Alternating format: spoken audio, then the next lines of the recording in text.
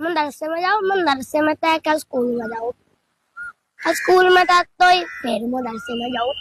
इतवार वाले दिन पूरा दिन मदरसे में, जुम्मे वाले दिन स्कूल में, एक भी दिन की तो छुट्टी नहीं।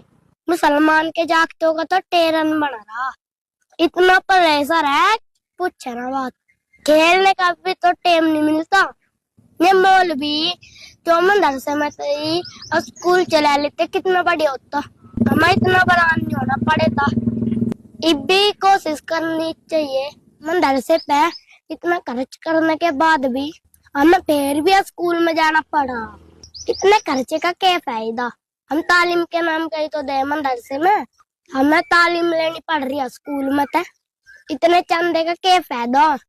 अब भी टाइम है सुधरने का, यानी फिर कोई और सुधारेगा, फिर तेरे पे जोर पड़ेगा।